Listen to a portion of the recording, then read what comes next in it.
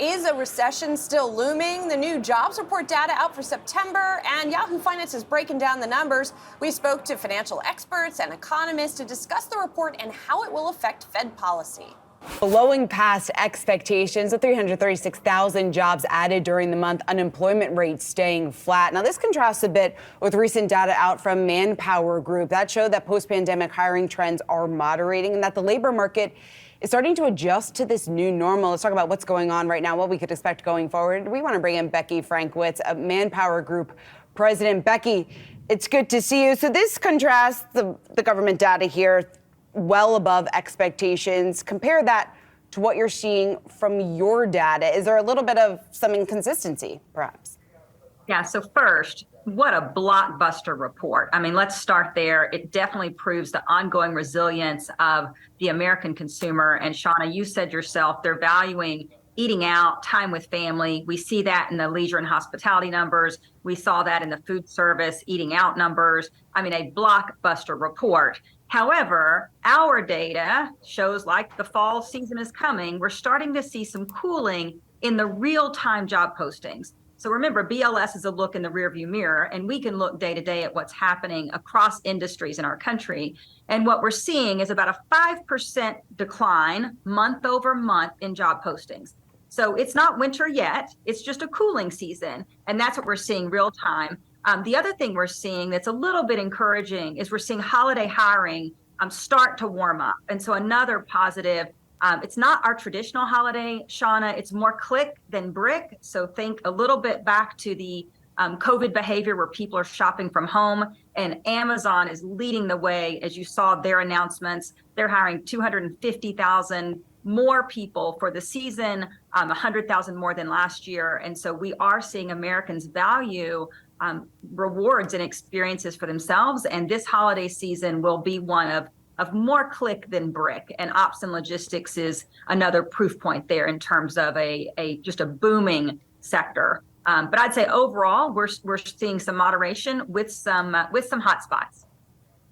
Becky, just looking at this non-farm payrolls headline number, 336,000. I mean, that places us, a couple tens of thousands off of where we were a year ago at this time. And so, all that considered, I mean, when you look at a print like that, that kind of sucks the wind out of this hope that maybe we might get a Fed that starts to ease its own kind of policy pathway and saying that, all right, we're seeing some type of larger trend where, yeah, we're still moving downward, or at least seeing less of the jobs be filled or be out there. But all this considered, I mean, what does that spell out for the sectors that you've been continuing to monitor across and see where these gains are coming in from?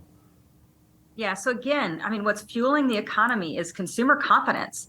We're eating out. We're eating out within our budget, and so we saw in the top hires, Domino's. You mentioned a couple of the faster food brands. We're seeing Domino's come into the top hires in the country. Again, I said Amazon is in the top position of hires. Walmart, Dollar General, and so we as Americans continue to have confidence, but we're exercising within a more moderate budget than we had seen in the past. And so that's one big shift. The other big shift to keep in mind is for the first time in 3 years, we've seen tech drop out of the top 3 sectors hiring.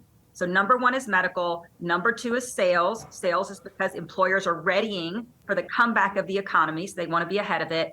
And number 3 is ops and logistics, where we saw a 40% increase month over month in job postings for ops and logistics, again, supporting this click-driven holiday season that we're entering into. Becky, given the fact that the labor market's so tight that some companies out there are having a tough time finding the workers that they need, are you seeing a shift at all in terms of requirements or what applicants need in order to get that new job? Yes, Shauna. So very interesting. January of this year, 50% of roles that were posted required a bachelor's degree, 50%, 1 and 2. Right now, in October of this year, that's dropped to 43%. And so you might say that's not that big of a drop. With the number, we have over 9 million, almost 10 million jobs open in the country. That's a significant change as employers continue to want to fill their jobs, which is what the jobs report shows. These are new jobs created, people matched with opportunity, and employers are wanting to make sure as they go into the end of the year and a hope for an improved economy in 2024 that they go in fully staffed. And that's why we're seeing this fulfillment of jobs, even though overall demand is starting to moderate. All right, Becky, we got to leave things there on the morning. Manpower Group President Becky Frankwitz joining us. Thanks so much. We appreciate it. Thank you. Let's bring in Lydia Boussard, who is the EY senior economist, and Joe Brusuelas, RSM chief economist, to discuss this morning's jobs report here. Great to have you both here with us. Joe, you've been with us over some of, and it must be the Brusuelas factor, because every time we get one of these hot prints, you just happen to be on commenting with us. So just take us into your thought process, take us into your instant reaction when you see a number that's this hot, almost double what the expectation was. Well, my first sense is that it likely overstates the true underlying pace of hiring. While hiring remains solid to absolutely strong, 336 looks a bit much to me. 3.8% on the unemployment rate appears right. So look, there is a reason why we are seeing yields reset higher. It's not just the Fed's higher for longer, but I do think it's this sense that the economy is just not going to tip over unless the Fed makes a policy mistake. We're going to run the economy hot for the next several years as we transition from that zero inflation rate environment that characterized the last 20 years to this new post-pandemic era economy. And Lydia, when you take a look at that headline number, clearly almost double what the street was expecting here. And then also we got upward revisions for the prior 2 months, July and August payrolls, 119,000 there to the upside in terms of what we had initially seen from those prints. What do you think that signals just about where we are in the economic cycle and what that means for the Fed here on out? Yeah, this is a pretty strong headline print. At the same time, I think it was encouraging to see wage growth fairly soft. In September, we've seen also a downtick in wage growth on a year-over-year basis. But certainly, we're seeing resilient job creation, and that's going for the Fed. That's going to be reinforcing the Fed's hawkish tilt. Now, when you put these jobs report into the broader labor market context, I agree that we are seeing that softening in labor market conditions, and we've seen quite a bit of normalization in the labor market from where we were back in early 2022. When you look at that peak in tightness, we've seen labor demand coming back down significantly. Job openings have retraced about half of their post-pandemic surge. We're looking at the quits rate also back to its pre-pandemic level. So we've seen a cool down in the labor market. And I think that, in terms of the Fed, this reinforces the hawkish tilt, but we're going to get another inflation report. We're going to get another set of retail sales data. And we are seeing this surge in bond yield that's doing some of the work for the Fed. So we do think that the Fed will stay on pause at the November meeting. Joe, when I was rattling off some of where the job gains occurred, I almost felt like Jason Kelce and his 2018 Eagles mummers, entire outfit that he was wearing at the championship parade, saying it's the whole team. I mean, it's everybody. Look at this. Healthcare, government, leisure, hospitality, professional, scientific, technical services, social assistance. What does that spell out to you when you have some broad-based gains across sectors like this? Well, it means that the real economy continues to chug along. In the third quarter of the year, we're likely to see a growth rate, between 3 and 3.5% with upside risk near 4, right? This is actually aligned with the growth data we've been seeing. Now, one thing I do want to accent here is that if you take a look at the 3-month run rate on average hourly earnings, it's got a 2 handle on it. That's a very good thing. So we're getting this solid job growth, even as wage pressures are beginning to abate, right? 4.2% year over year, just a little bit of deceleration. But again, in that 3-month run rate, you can actually see it. Now, given the pressures that financial markets are facing right now, you've got yields resetting higher. We're going to need a little bit more disinflation to be evident. So that's something that one can hang your hat on as we wait for housing really to turn over and provide that other level of boost in disinflation. And then obviously on the margin, we're seeing gasoline prices really begin to fall. Oil prices have come down significantly over the past 10 days. And I think we'll see that. But for right now, today, the whole talk's going to be about rising yields. Joe, you brought up housing there, and I think that's a big question for a lot of Americans. It's a question for the Fed, a question here for investors. When do you expect to see the housing market turn? Well, it started to turn, but you're not going to see the more meaningful deceleration until next year. Look, I understand if you're out there in that 25 to 35 age group, you want to buy your first home, things are going to be difficult. You're going to be getting loans from Fannie Mae and Freddie Mac far less down, and it's not going to be in the city center or in the hip neighborhood where you want. But look, when I bought my first home, I paid 8.58%. We can get through this. It's just going to be an adjustment, and that adjustment's going to take a better part of a year. I mean, those prices back then, I'm not saying, that it was that long ago, perhaps, Joe, but the prices were far different, we do know. Now, Brad, the prices, there were real price differentials, but I couldn't buy on the edge of Beverly Hills like I wanted to either. I had to live over in Hollywood, right, or closer to Hollywood, where it wasn't so nice back then, not quite gentrified. So the prices are different, but the choice matrix is largely the same.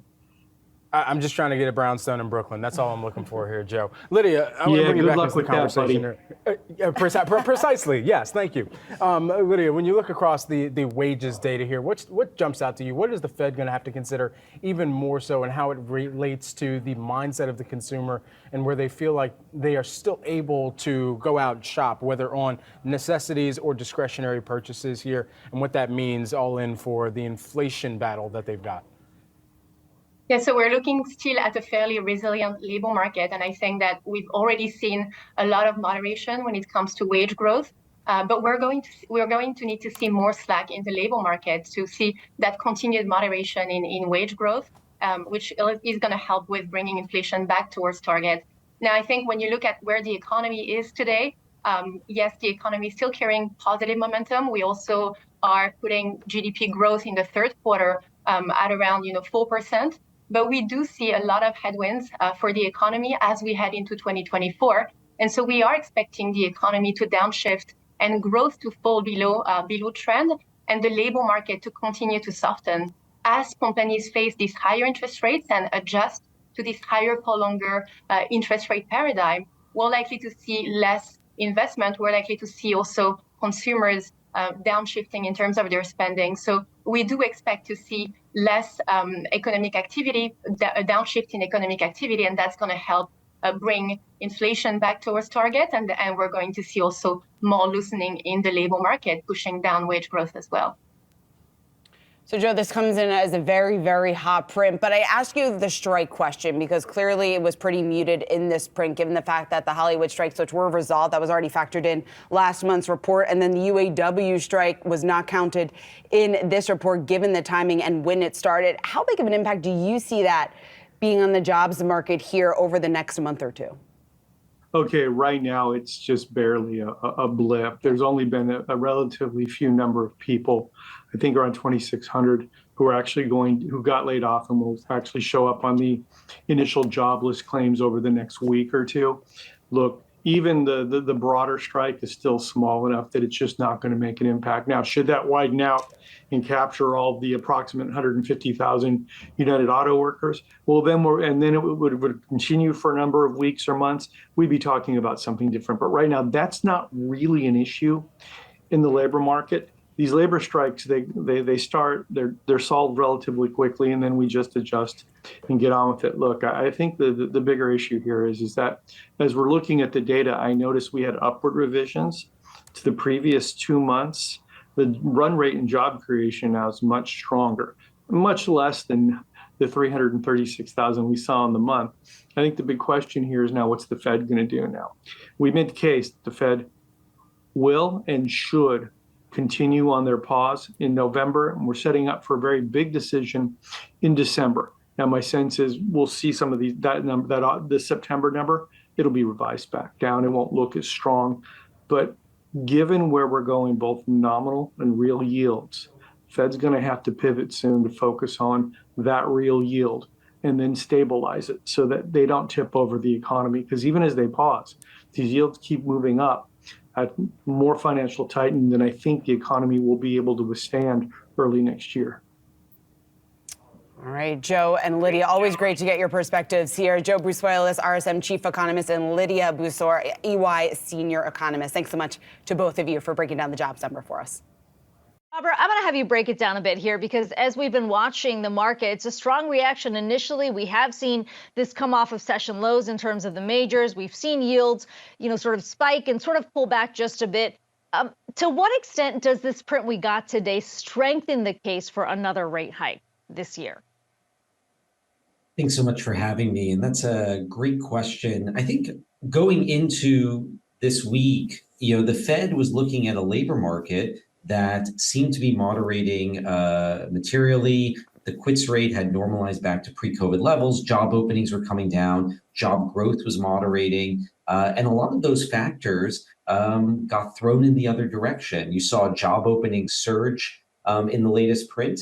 And of course, this blockbuster jobs number that you saw in the payrolls report today. So I think on balance, it puts the Fed in a difficult spot because on the one hand, they're seeing very strong labor demand and very strong hiring, probably at an unsustainable pace. On the other hand, you also saw wage growth come in a bit softer than expected. I think for Fed officials, they'll look at these numbers and mostly focus on the job figures and say, well, at these levels, wage growth has upside risk and is probably going to move up from here. So I think it strengthens the case for another hike, but it doesn't guarantee it given that you're getting some mixed signals on the wage side. And you've had this big rise in long-term yields that is doing some of the work for the Fed. So I think the next meeting in November is going to be a close one, but on balance, this strengthens the case for another hike. But you have to wonder then, how did analysts get this so wrong? Is it about seasonality or is there something else at play here? Because, this was a huge difference between the expectations here and what we got for September's numbers. Yeah, it's a great question. And I think some of it's going to be seasonality. You always have in some of these reports, you always have very difficult issues in adjusting for certain seasonal factors, such as when the school year starts and various education-related hiring. But on balance, I think what people have been looking for is the Fed has hiked rates a lot so far in this cycle. People are expecting that to play through with a lag. And you've seen some of the indicators of activity soften, but the labor market still refuses to slow down. I think a great example is within the goods sector. We know goods demand's been very weak globally. Surveys of manufacturing have been soft, and yet the manufacturing sector keeps adding jobs. And so I think you're seeing a lot of mixed signals within the indicators, and that expectation that things are going to slow down because the Fed's done a lot of work hasn't just really been playing out as people expected. Robert, on the one hand, going back to the wage discussion here, we're seeing some moderation, not as significantly as potentially the Fed would like. And yet we have seen this summer now going into fall of labor strikes. We've got obviously the UAW strike that's been happening. Hospital workers, healthcare workers from Kaiser Permanente now on strike as well. All of those strikes are demanding higher wages. So how do you sort of square these two? And going back to your earlier point about that risk to the upside, does that kind of strengthen that point?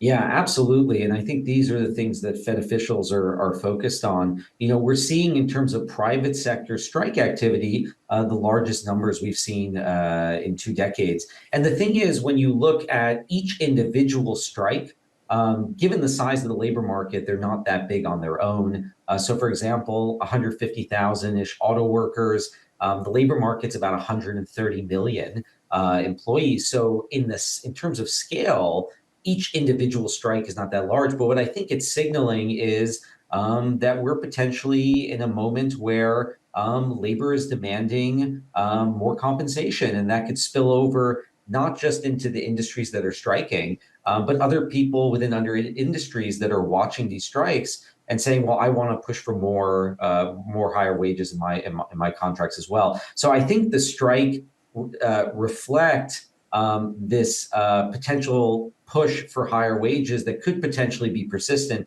And it's exactly the type of shift up in inflation expectations and wage expectations that the Fed would be worried about. So, Robert, then when you couple that with the jobs data and the correlation with consumer demand as well, how is that then informing your economic outlook and your base case for a recession? It's a great question. And we're really stuck here between what we're seeing in the data and what history tells us. So we wrote a paper looking at every period since 1965 where wage growth had to fall more than 1.5 percentage points over a few year period. In this cycle, wage growth peaked at around 5.5%.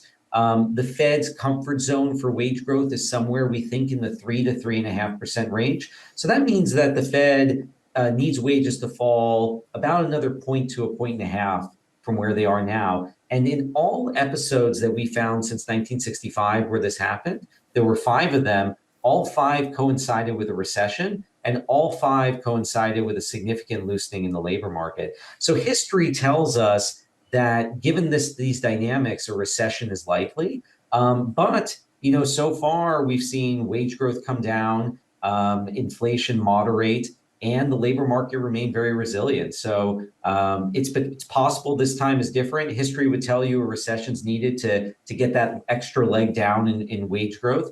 But so far the data have been impressive. So for myself, I'm think a probability of a soft landing at this point is somewhere around 50-50. Robert, finally, we have seen a rapid rise in bond yields. You're going from the shorter end to the longer end, hitting 15, 16-year highs. It feels like the Fed's messaging, though, has been consistent about keeping rates higher for longer. I'm wondering what you think has changed. I realize you're not a market strategist, but just looking at where things have moved, what do you think has been the trigger? Yeah, it's a great question. I think what you're seeing in the market is most likely a combination of 2 things. One, people are expecting this higher for longer narrative to last well into the future. And it's possible, some measures that you look at them, markets are expecting, the Fed to maintain a policy rate north of 4% for the foreseeable future. That seems a bit high to me, but I think that's what the market is grappling with, is that given these inflationary pressures, given the resilience in activity, even after the Fed has already hiked rates so much, might mean that rates need to either move higher or potentially stay restrictive for a long period. The other element is on the term premium. And I think in there, it's a mix of factors, worries about uncertainty and inflation and interest rate variability. And then, of course, the fiscal situation. The fiscal numbers are looking pretty extreme. And there's a lot of issuance from the government that markets are going to have to pick up. And I think that Fitch downgrade and the Treasury reissuance that really brought front and center to markets just how big these deficit numbers are going to be, I think that's been a major factor driving up these term premiums. So I think when you put those together, it's the higher for longer and it's a rising term premium, and you're getting a pretty big pickup in the long end as a result. We're certainly seeing that continuing to play out as well this morning. Appreciate you joining us this morning. Robert Sorkin, Citi Global Economist. Thanks so much. Thank you. Yeah, you mentioned the jobs report, the BLS hitting us this day with the whoop. There it is. September jobs report show wage pressures. They could continue or be starting to abate. Year over year wage growth dipping to 4.2%. So what does this mean for the economy and the Fed's next move? Joining us now with some insight and to help make sense of this all is George Ball, Sanders Morris Harris chairman. Great to take some time with you here this morning. I want to get your overall read on what we just saw in this particular employment situation report that came out for September here, George. The employment report is a jaw dropper. I don't think anybody can explain it. I don't think anybody expected it. The interpretive question then is, will it cause the Fed to raise rates in November? I think most of the pundits, most of the Irish bettors were saying no, they would not raise rates. A 336 number, twice really what anybody expected, may throw that into doubt. I've got my own view, but certainly the markets are reacting short-term downward, with the good news for the economy is bad news for rates looking ahead. What is your own view there, George? My own read is that they will not raise rates. I think there's a delicate balance between doing too much and throwing the economy and small businesses in particular into a very difficult recessionary mode, and thinking we've set the course there's enough momentum. Inflation is going to gradually come down to 3% and meander toward 2%. Rates are not going to go down anytime soon. If people think that, then I think they're living in a fool's world. But I believe that the Fed will be comfortable enough not to raise rates in November. What type of, well, that's particularly interesting. Let's actually stay there for a second here, George, because if we think about not raising rates in November, then when do you think the earliest that they should be considering perhaps letting the data continue to filter through, digesting that, and really looking at how the economy has taken or digested a lot of the policy decisions that they've made?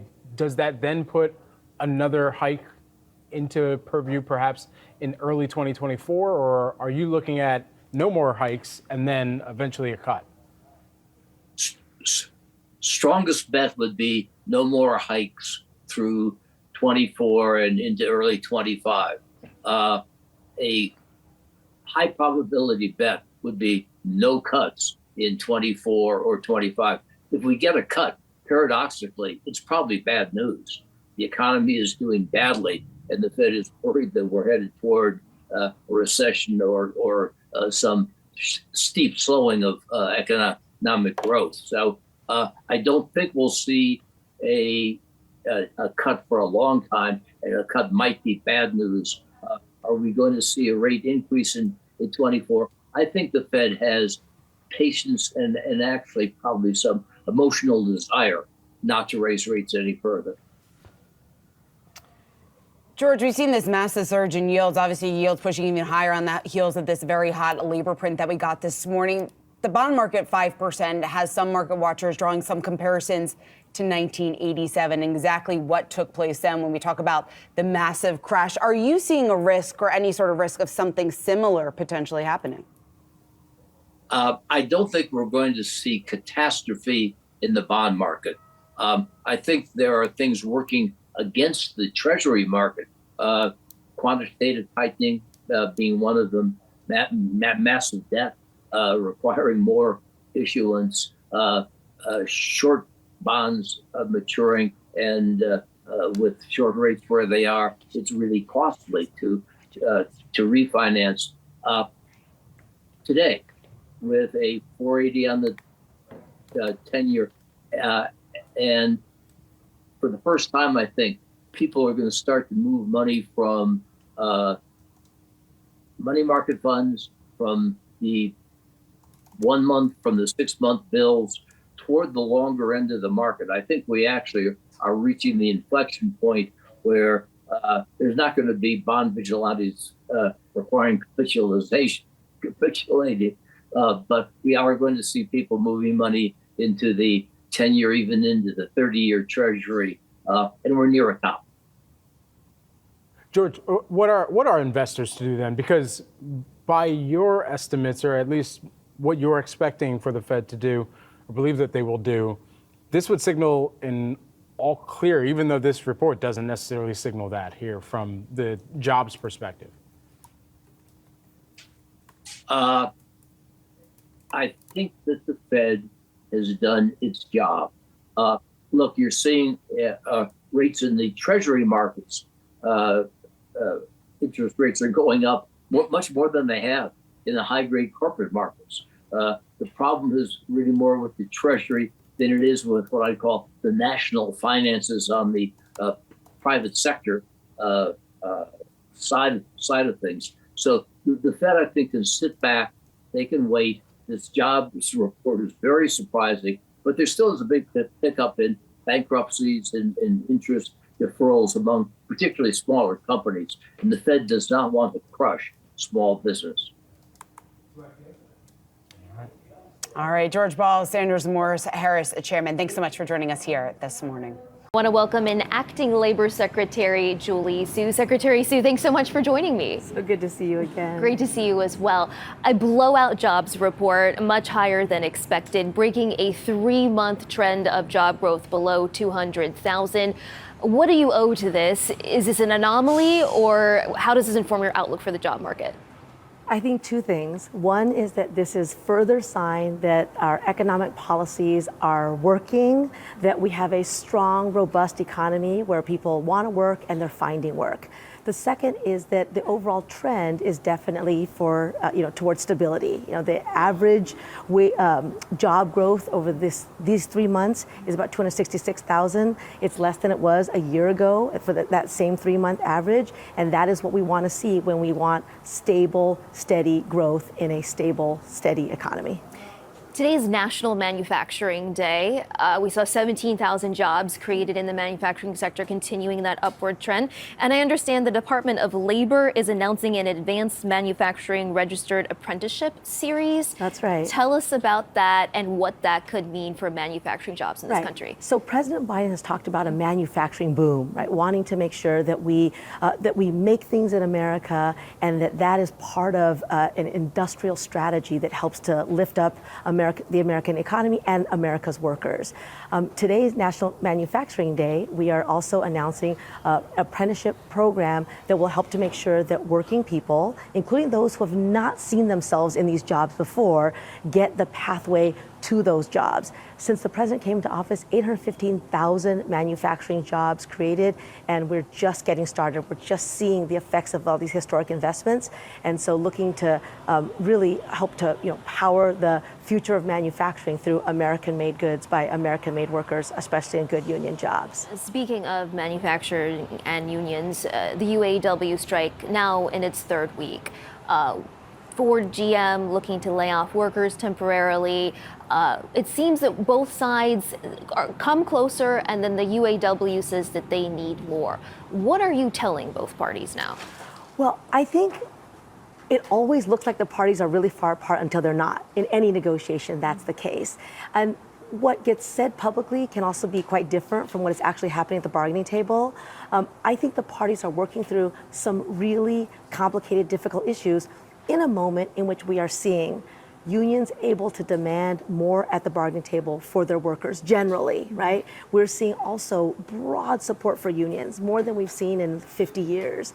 And so I think that is, that's part of this process. And we're seeing that the parties remain at the table, that are talking to each other, and I think that they will get there. How much longer do you think this could play out? I mean, that's hard to say, but I do think that the president made a historic visit to Michigan to join a picket line, and I think that was an important statement that we really believe that when there are record corporate profits, there need to be record contracts for working people too. Switching gears, House Speaker Kevin McCarthy was ousted from his speakership this week, and analysts are saying that raises the prospect of a government shutdown come mid-November. What would that mean for the Labor Department in terms of all-important data releases like today's jobs report or CPI? Yeah, I mean, a government shutdown is devastating for so many reasons. To your question, right, coming to talk about Jobs Day, it's important not just for people sitting in the living rooms understanding what's happening in the economy. Jobs Day also helps to inform a whole bunch of other decisions that get made, including what the Fed is going to do, including the fight against inflation. So if there's a shutdown, and if the Republicans in Congress cannot work cooperatively to make sure that we keep the government running, then we don't get these kinds of jobs report in a month of a shutdown, and that is really, really harmful broadly, but it's also really harmful to people who depend on government to function. Mm-hmm. Switching gears, we've just gone over the child care cliff. Nearly $38 billion in funding for child care that was put in place during the pandemic has expired. How do you see this impacting the labor force in the coming months? Yeah, I mean, one of the reasons why the economy, why we were able to recover from the global economic devastation that created by COVID was investments through the American Rescue Plan, including investments in childcare. We have seen, and we've talked about this here together, right, that those kinds of investments have helped women to power our economic recovery.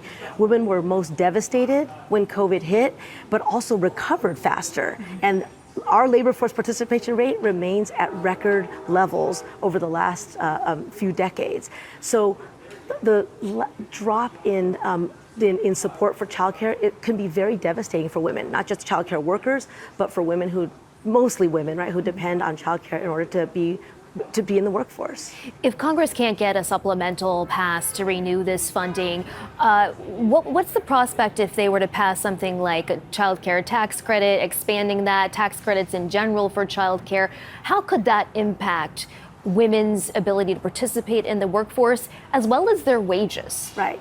President Biden has said from the very beginning that we need a child care infrastructure that meets the demands of working families. And again, working women bear the disproportionate brunt of child care responsibility still.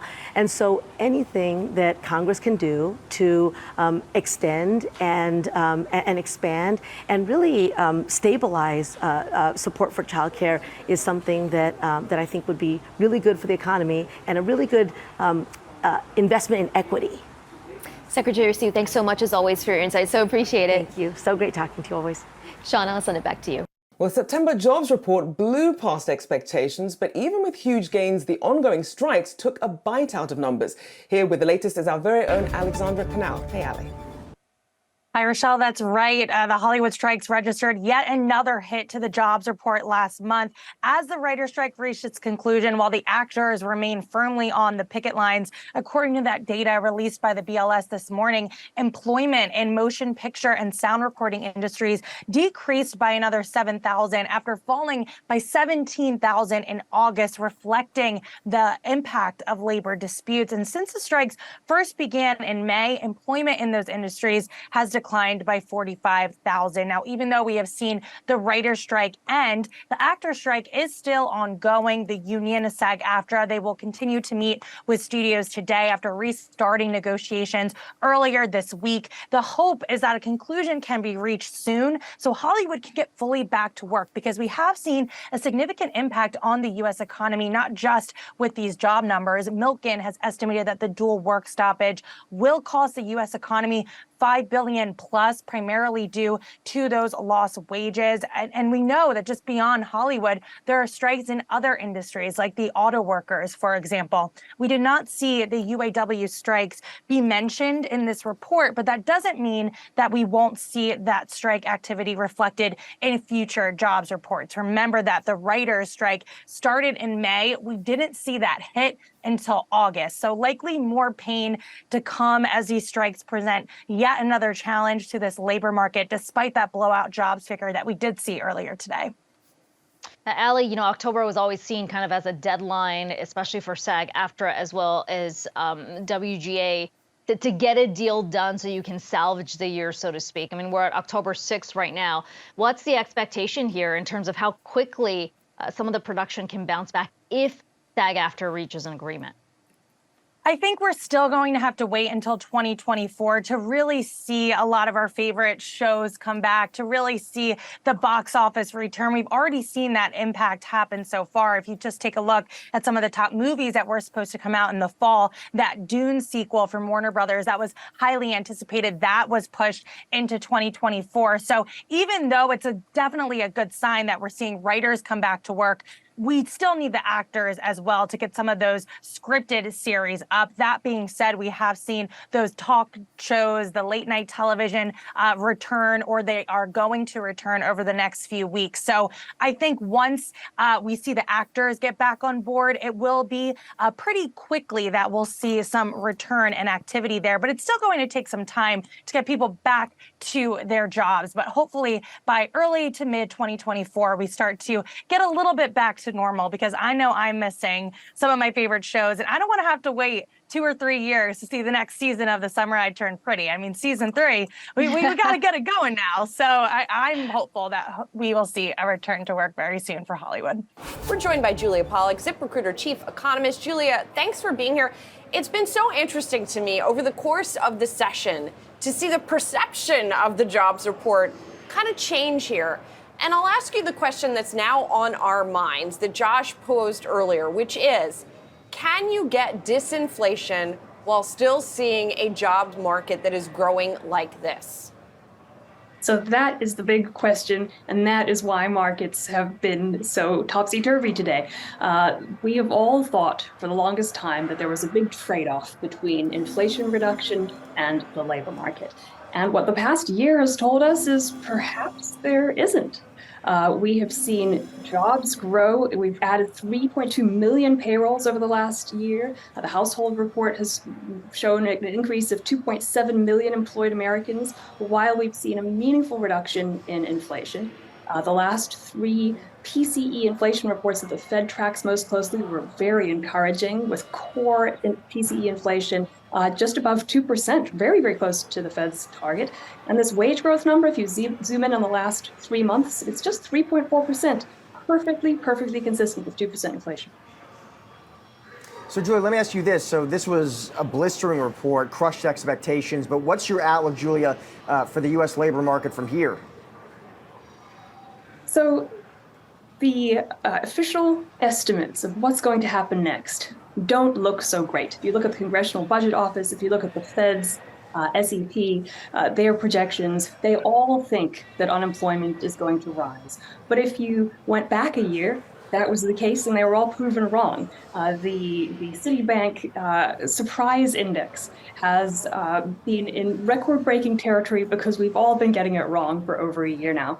And so I think there's tremendous uncertainty. We just don't know. We know that interest rates are holding back many families from buying that new home they would love to buy but cannot afford to buy at these rates. We know that many businesses are putting their investments and their new projects on ice. They come to us and tell us that they really want to hire for new roles, but they're nervous about what the future holds, and so they're holding back right now.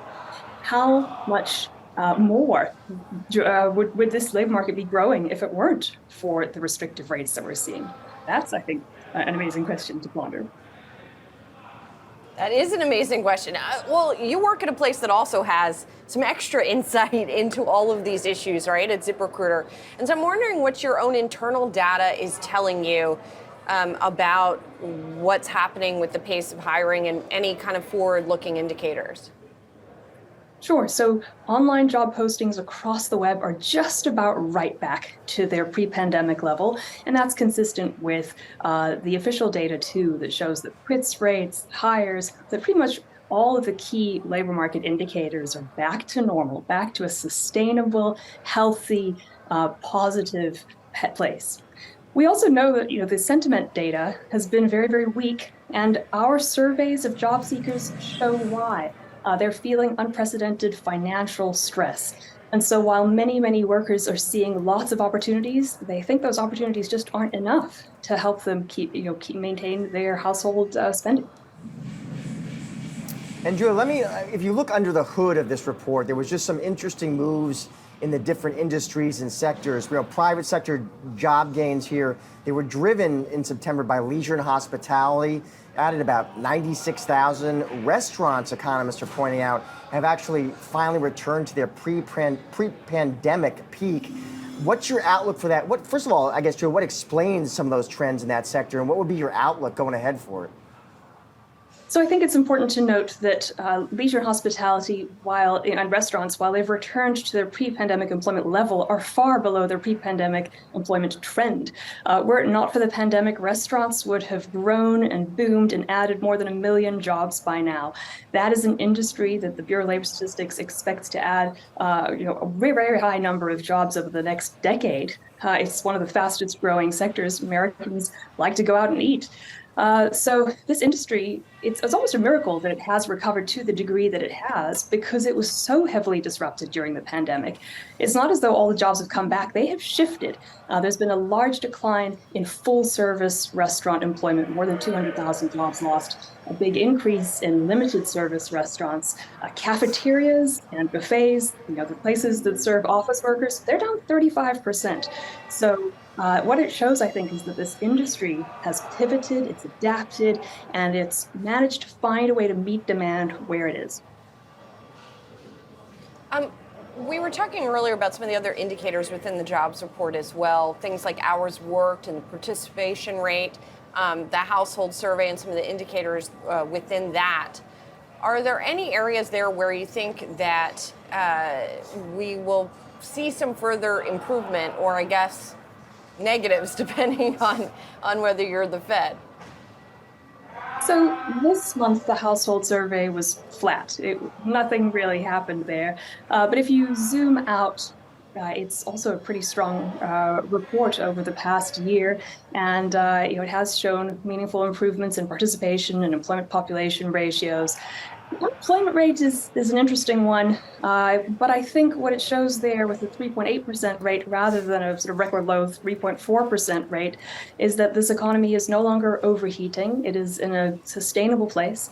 Anytime the unemployment rate is below 4%, and it's been there now for about 2 years, that's a good day for the American worker. We see good things happening in the labor market. We see more people coming in off the sidelines long term when unemployment is that low and the labor market is that tight, because employers are forced to be more flexible. We're seeing employers cut requirements for jobs, raise benefits, and pull out all the stops.